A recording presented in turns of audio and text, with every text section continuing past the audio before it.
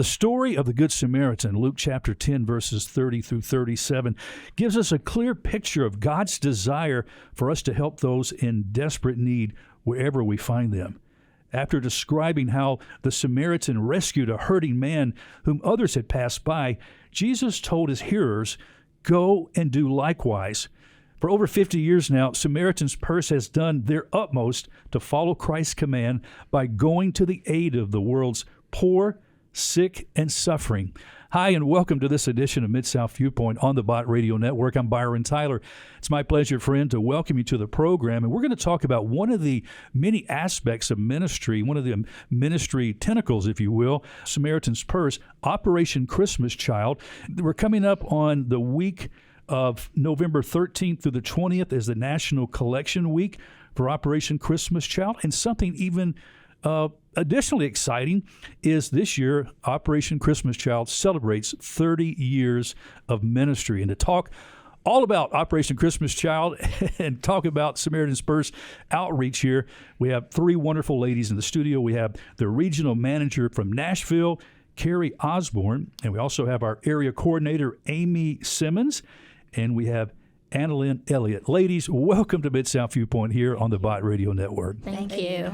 30 years, Carrie. Yes. That's exciting. And Yes. Millions of children around the world have been blessed because of this ministry. That's right. 209 million children have received a shoebox since 1993. And it's just absolutely amazing. And we're not done yet. I saw in some numbers here, you're praying for an additional 11 million to be reached this year. Yes, sir. And wouldn't that be exciting? Yes, we did 10.6 million last year. We have 8 sending countries. And we're praying for 11 million to come from our 8 sending countries this year. Okay. This is so organized, too. It's one of the most organized ministries when it comes to giving that anybody can get involved with. And we want our listeners to be tuning in right now, of course, to learn how they can participate. Now, many of you listeners have, over the years, you have used this as a teaching tool for your children. Our family has, when our kids were little, I can tell you the times that we did this, to go to the store and get the items that were recommended and fill that shoebox up and get it back to the Samaritan's Purse so it can be sent to a special child somewhere in the world. And we had an opportunity to pray over that and just to trust God will put it in the right hands, and then ultimately that child would hear the message of Jesus Christ. Amy, you're the area coordinator, so tell me about some of your responsibilities locally. Is that what you pretty much do in this area? Yes, sir. So I lead a team of volunteers here in the area, from logistics, people that help bring shoeboxes into their church, to church relation team members that go out and get new church participation. We also have community volunteers that work with community organizations and schools. And then we have a prayer team, which is my favorite because this ministry is undergirded in prayer. Oh, that's beautiful. I love it. Well, we also have a special guest all the way from the Philippines. I guess if we were to get in a plane right now and fly to the Philippines, we would be flying probably for about, what, Annalyn, about 17 hours, maybe 16 or 17 hours or more? More than that. More than that. 23 hours, yes. 23 hours. So almost the whole day goes by, right? Yes. And to get to the Philippines. What area of the Philippines did you grow up? I grew up in Cebu City. Tell me about growing up there, your family, and how long have you been in the States? And 7 years in Alaska. I've been 7 years living in Alaska. Okay, now, why would you want to leave the warm, not quite tropical, but I mean, you're closer to the equator in the Philippines to go to the freezing Alaska, right? Yes, it's very huge, different from the Philippines to Alaska, but then that's what God brought me into. You were raised with your siblings, 7 children in your home. Describe how hard your parents had to work to provide for your basic needs. Well, my parents worked so hard to meet our daily needs, but they only made $5 a day. But since then, growing up in a poor family of 7 people, and we live in a tiny bamboo house with just bamboo floor, then sometimes every year my mom would buy school supplies for us, and one pencil that had to last the whole year and was shared between me and my other siblings. That was for the entire school year? Yes. Now, did that pencil last through the entire school year? Yes, sometimes. Sometimes. Sometimes it is. Yes, because I was shared between me and my other siblings. So Too, your parents couldn't afford to buy gifts on like even your birthday, Christmas. no.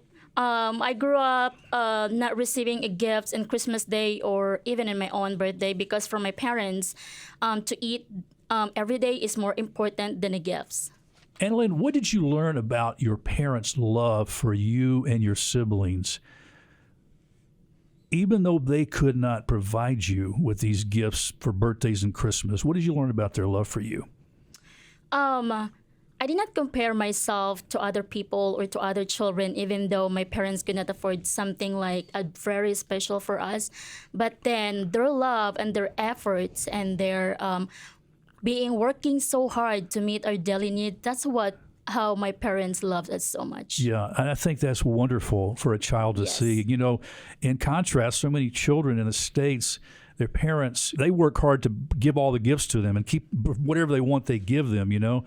And sometimes that's not the best message, right? I'm thinking you probably grew up in a better situation in the sense that you learned what love was, a matter of the will, showing you by working so hard and taking care of you the best they could. I think it's a wonderful example. Yes, and now when I am a mom right now, and I have two kids, a 6 years old and a 4 years old, and I'm teaching them how to be like generous and being like what is this like for example, my husband and I, when our children will have a birthday party and they have a lot of toys, they have a lot of gifts, and we're thinking I'm teaching them how to be generous, and they have these gifts, and we told them you have to pick one gift or two gifts, like for you for your birthday and one just for you, you know, and that's what we teach them. And the other gifts we're just taking away and put it in the library or put it in the thrift store or whatever it is. Yes. It's just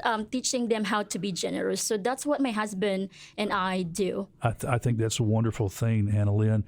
And I know it was difficult too. You had to ask your classmates often for crayons and pencils. How did that make you feel? You know what? I feel so embarrassing knowing that I'm borrowing a pencil or a paper and a crayons in my classmates. But then in my heart desired, I asked the Lord that I wish I had a full box of crayons. So Yes. I just I prayed in that moment because I did not compare myself to other students or my classmates because my mom is just working so hard for that. But then God brought the shoebox gift for me. Yes. And I knew that He sees my deeping heart, my desire, my deep desire that to have a full box of crayons. And then the simple shoebox gift that says that, you know, God sees you, God valued you, and God seen you deep in your heart. That's wonderful that you can see that just through a shoebox, you know. Yeah. But I want to back up just a little bit because there was a Christian family that your mother, you talk about how hard your mother worked, and she worked for this Christian family. What was her job duties for this Christian family, and how did this Christian family influence your family? Well, my mom was working into a Christian family, and they invited her to go to church.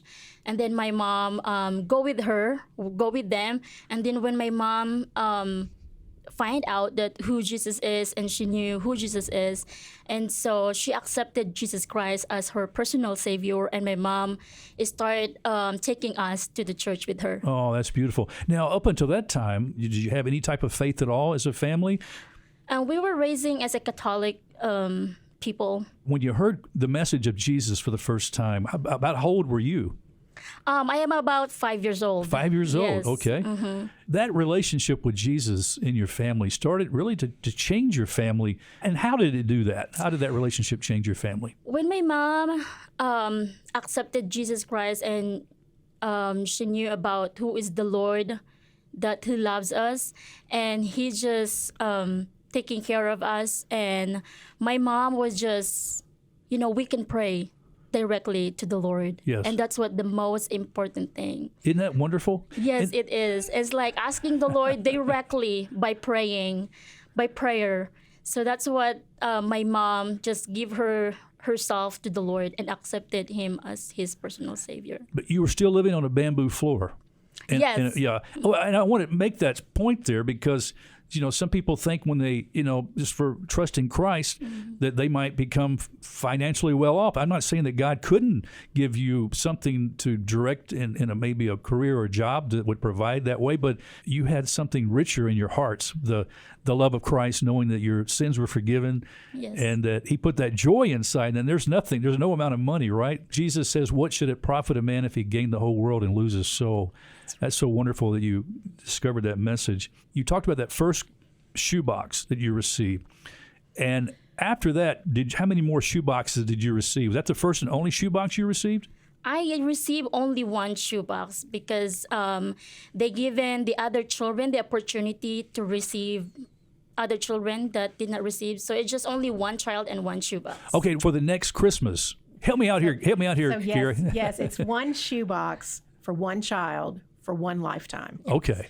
So there's so many children in the world. If you point to a map in India, that is more children on that pinprick than we have shoeboxes every year. Okay. So we want to make sure that every child has an opportunity to receive shoeboxes. Okay, thanks for clarifying that because I wasn't aware of it, Amy. So now I see that. Okay, so Annalyn, the first shoebox. Now, had you seen other children receive shoeboxes in your community, in your village, or your town before? Yes, after the typhoon 2013, after the typhoon Yolanda hit, I got the opportunity in handing out shoeboxes and the children in my own community. And it's just a great experience for me because before I was just 10 years old when I was receiving my own shoebox gift. And God gave me that experience, to handing out shoeboxes. So not only did you have to receive that box, you were able to give them out to children. That's so special. So how many years did you live in the Philippines before you moved to the United States? Well, I moved to Alaska 2016, so that's the ending of my living in the Philippines. Yeah. So what was the journey? Did you meet your husband, or did you transfer, or what happened? Yeah, so I have a mutual friend that introduced me to my husband, so that's why I ended up living in Alaska. Yeah. Ladies, Carrie and Amy, Samaritan's Purse goes back to 1970, and I had the opportunity at this year's National Religious Broadcasters Convention. Franklin Graham was one of our speakers, and he shared the story how he became the president. Some people thought he founded or started. Many people thought that, but he didn't. But God had a vision for him to be the director after his dear friend was passing away with cancer. And so just how God has blessed, this ministry through the years since 1970, as this ministry has helped meet needs. We hear stories. I mean, right now we look at Maui in Hawaii and the devastation, but Samaritan Purse people are on the ground right now. And you need to know that it's not just helping people. We're spreading the love of Jesus Christ. Yes. And that is our primary focus. And God sends us to a need, but knowing that need is more Jesus than physical. Okay, let's talk about these shoe boxes because I know that this is the season right now. We want our listeners to know how they can obtain a box. And the best way is to go to the website, right? So you can go to the website and order some shoe boxes, or you can just go to a shoe store and get a shoe box and pack it yourself. So we have any shoe boxes, any kind of box will be fine. We prefer that they're about the shoe box size because children are children no matter where they are. So we want to make sure that the children are getting the same size shoe boxes. Going back to that shoe box you received, Annalyn, when you opened it up, what was the thing out of that whole box that stood out to you that you really cherished or you really enjoyed most out of the whole shoe box? When I opened my shoebox, it was full, and a lot of hygiene items and school supplies. But then I had this stuffed bunny right here. Isn't that she cute? Is that the same bunny? Actually, there's a story behind it. This one. Well, let's hear about it. Yes. So after the typhoon, our house was totally collapsed, and some of our things was taken away, and with the stuffed bunny. And so 2016, April, when I came to Alaska, and it is Easter Sunday or Easter Day, and I found this little cute stuffed bunny, look like Miss Bunny when I had from my shoebox. And I was like, and she was alone there in the shelf by herself. And so we just look eye to eye. I was like, you are here. You are here. And so I got it, and I take her home. And so, yeah. Isn't it special? You know, Amy, you can think back as a child. There's certain toys sometimes that you reflect on, you know, have special connections and makes you smile. And even as an adult, you can think back on it, you know. You've had that experience? Oh, yes. I had an easy bake oven. That was my that was my toy. I like to eat what came out of those easy bake ovens. Yeah, that was always fun. My neighbor had one of those too. The items that goes in is Annalyn just mentioned, you know, there's hygiene items, and what else goes in the box? So hygiene items, school supplies, toys, wow items. We always love to have a wow item. And Anna Lynn just said that her wow item was this stuffed bunny. So something, soccer balls for boys are a perfect item, and stuffed animals, anything that would be a wow item. But most importantly, I would say that we need to remember that this is not a gift for your child or your grandchild. This is a gift from God to his child. Yes. So pray about every item you put in that shoebox, and just understand that he's going to be using it. He's going to be using it for his glory. And you can go on SamaritansPurse.org and watch many videos about how children are receiving truly the desires of their heart. And I think there's a list, too, of the items that you can put in these boxes. Now, locally, Amy, tell me about, you said you've got some volunteers. Can you use more volunteers? Always. We can always use more volunteers. Okay, so tell me about what volunteers do on a local basis here in the Memphis area. There's several positions that volunteers do. Some of them collect shoeboxes at their local church. Their church relations volunteers, like I said earlier, they will go out and try to recruit new churches to participate, but then they also support the churches that already participate by just guiding them to the website, getting them shoeboxes if they need it, just supporting their local effort. Yeah. So, and then I said before, prayer is my favorite. I'm always looking for more people to pray for not just our local area, but for the national effort as well. So locally, people could still go to the website and connect with you locally? Yes, if they fill out a form, they'll eventually get to me. Okay, fantastic. Now, as we mentioned, since 1993, the world's largest Christmas project of its kind, as we mentioned earlier, collected and delivered more than 209 million shoebox gifts to children in more than 170 countries and territories. Additional 11 million people we're praying to reach this year on the 30th birthday. So let's celebrate the birthday by giving another 11 million people children can be blessed. Let's talk about the process here. Our listeners go and buy these items and get their shoebox and pack it. And once it's packed, what do they do? You can go online to SamaritansPurse.org and go to Operation Christmas Child, our project of Operation Christmas Child, and there is a drop-off locator, so they can look in their community wherever they live, and they can find a local drop-off to drop off their box the third week of November every year. Our main locations are at Hope Presbyterian Church on Walnut Grove, and then we have one in Covington. Those are our central drop-offs, but there's smaller drop-off locations just dotted all over the city. Okay. We reach a wide area here in Memphis, right way outside the Memphis area, and a couple of states around us too. So you probably have some other coordinators for Mississippi and Arkansas. Right. So again, go to the website to get the exact information. Our listeners in Missouri, our listeners in Alabama, we've got them all over, in the area right now, listening to us here on AM 640 Bot Radio Network. This is again a great way for parents to teach their kids about giving, right? Yes, right. So you do the same thing, or do you participate with your kids? Actually, I became a project leader in 2017 in our church. So that is the first that I got involved in Operation Christmas Child Shoebox Gift. And right now, it's like teaching my kids to be generous and giving by packing shoebox gift. And so, yeah. These boxes are sent where? They are sent to over 170 countries. Well, once they're collected here, where do they go? Yes. So once they're collected locally, we send them to one of the 8 processing centers around the United States. Okay. And that's staying pretty busy, right? Yes. Yes. The processing season is in November and December. We process the shoe boxes to make sure that they're safe for the child, safe for the box, and safe to go through customs. Oh, let's talk about this aspect too, ladies. Really, long before the shoeboxes arrive in the 100 countries, volunteer national leadership teams, they train pastors and community leaders who want to share the gospel. Again, sharing the gospel is foundational to this whole project, Gary. That's right. Absolutely. So so each box you can give $10 ministry fee, and that ministry fee goes from the shipping from when you drop it off all the way to when the receiving end. and all the materials to train our ministry partners around the world. So all of our ministry partners are trained to share the gospel in a fun, interactive, child-friendly environment. So local pastors, too, can host events at their church, almost like little parties, right? Yes. So outreach events, and usually they're between 50 to 120 children, and they don't know they're coming to receive a shoebox. It's like vacation Bible school is what I say. It's like vacation Bible school, and they come and play games and sing songs, and then they hear the gospel. And because these children have never received a gift, they don't understand what it means to receive a gift of Christ.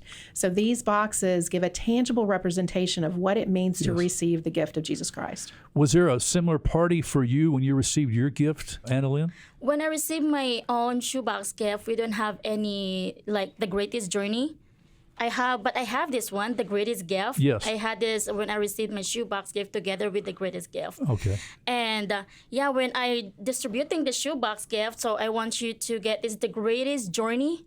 So the greatest journey, it has a 12-lesson discipleship program where children, after receiving the shoebox gift, they are getting back to participate to the greatest journey, and it has a 12 lesson. So after completing the 12 lesson, we will have a huge celebration, which is graduation, where children are giving a certificate and also a Bible on their own language. Oh, Yes. that is so beautiful. I love that. So that's really part of the follow-up too, right? Yes. So they're not just getting a shoebox Correct. Yes. and hearing the message. The gospel, they're having an opportunity for follow-up. Yes, so we are about evangelism, discipleship, and multiplication. So evangelism, we share the gospel in an outreach event, and then we follow up with 12-session discipleship called The Greatest Journey. And currently, we've had over 50 million children discipled through Operation Christmas Child. I love this. Annalyn has shared her story, and I know this gets repeated over and over again. You have some other stories you can share? Oh, yes. So I was in the Dominican Republic a few weeks ago, and a child came in, and she was the poorest of the poor in that community. And you don't see the whole story yourself, but you start piecing things together with the team. This child stepped in, and she put her legs underneath her chair as far as she could. And this precious child was embarrassed because her shoes were torn and tattered. When she opened her shoebox gift, she quickly closed it. And I had the opportunity to watch her, and then she slowly opened it again and just mesmerized that what was on top was a pair of shoes. But because God is God and loved her so intimately, they were her size and her favorite color. And no one had any way of knowing that. No. That was a God thing, right? Exactly. Yes. And that's why you need to remember that you are packing a box. You're a conduit of God sharing his love with a child. And you don't know what you're putting in there that he will use. So that's why you need to pray over every opportunity. Oh, what a joy and blessing to think about the possibilities here of lives being changed, children being changed. And really, Amy, too, we can see families being changed like we saw in the case of Annalyn. Yeah, so these children that are being discipled are going home excited to share with their family and friends. The discipleship program teaches them how to share, and they are excited and multiplying within their own communities. Oh, that's wonderful, Annalyn. That's so good. So the gospel impacted your family. Your mom? Did your father come to Christ as a result? Well, it's a different story too. So my father he has like a hard heart, and he accepted Jesus Christ just 2019. And so it's a long ways and prayers for us to remind him that God is truly the God that we serve. And so finally, he accepted Jesus Christ last 2019, and we're just rejoicing, and we are so happy, and the heavens too are rejoicing. Yes. So. Again, we need to continue to pray because as that shoebox has residual effects and impact, and so the seeds planted, they might not sprout till later, in the case of your father. But coming to Christ and seeing him come to Christ, I know it brings your family great joy. Yes. So, friend, as you listen to the program today, we need you to go to the website. And what is that website? SamaritansPurse.org. SamaritansPurse.org. And there is a click there for the shoebox ministry. You click on that, and it gives you all the details. And there's, like you said, video. And it's done so well, laid out, shows you the process, gives you the items that can go in the shoebox. You order the shoebox, or you can go to your local shoe store and get a shoebox and fill it up according to the needs there. And be praying, too, I would think, about that wow gift. In the case of this one girl, maybe that was a pair of shoes. I don't know. For her, that was the wow gift. Yes. But just thinking about the impact of what it can do to change a life. Don't wait. Well, it's not until November. No, we've got to get these items in the boxes, right, Amy? Correct. And the sooner you start shopping, the better deals you can find. That's right. Yeah. The more boxes you can pack. More boxes. Now, we have to say before we go, we have a special friend in the studio who's looking from behind you, ladies. Do you want to tell us about who you brought with you? Yes, so we brought Priska with us. Priska is an alpaca, and she is my travel companion, and it's because alpaca shoebox. Alpaca shoebox. And she has a shoebox on her back. She definitely does. She spreads the love of Operation Christmas Child, and she makes sure that we know that Operation Christmas Child is more Operation for the Christmas Child. Yes. We are not a Christmas project. We are year-round. We are year-round serving 24/7 around the world. What is it that you enjoy most about getting to be connected with this organization? The gospel. The gospel. Yes. It is, I love discipling children. So when I found out about the Greatest Journey, I became a year-round volunteer. And soon after, God called me to come on staff. But it's the gospel. Yeah. Completely. How about for you, Anna Lynn? You've experienced it yourself, of course, but to continue to be part of this, what has it meant for you? It's meant for me like the gospel, because I want children in the world that know who Jesus is, and there is a God who loves them, who cares for them, and who sees them. So that's what, like the gospel, a gospel opportunity for the children. Amy, any special story in your life since you've been connected with Operation Shoebox Ministry? I would just say knowing that God has called me to something specifically has really just impacted my whole view of why I'm here, what is my purpose. And I feel like God has given me a purpose through this ministry, and he's allowed me to have my fingerprint on the Great Commission. Yes. And that has been very impactful in my life. Well, I love that. Again, friend, we would like for you to participate, and if you can volunteer locally and help Amy on the home front here in the Memphis area, go to the website and sign up as a volunteer. Get the information on the Shoebox Ministry. Anything else we left out we need to say before we say goodbye, you think of? I don't think so. I think you covered it very well. Well, we appreciate you so much. I know you're on your way to, it's a media blitz, so you're on your way to the next radio, TV, or wherever you're going, but we're so thankful you stopped by. Bot Radio Network is privileged to partner with this work. Rich Bott and his wife, Faye, every year have a video they do. They pack a shoebox on a video that we put on our website. Awesome. And so we've been doing this now for many years, and we love the work of Samaritan's Purse and this whole project for getting these boxes to children around the world. So thank you so much for sharing with us today. We thank God for your ministry. Thank you so much. Well, friends, that's all the time we have on this edition of Mid-South Viewpoint. Thanks for stopping by. I'm Byron Tyler, and we'll talk to you next time. Bye-bye.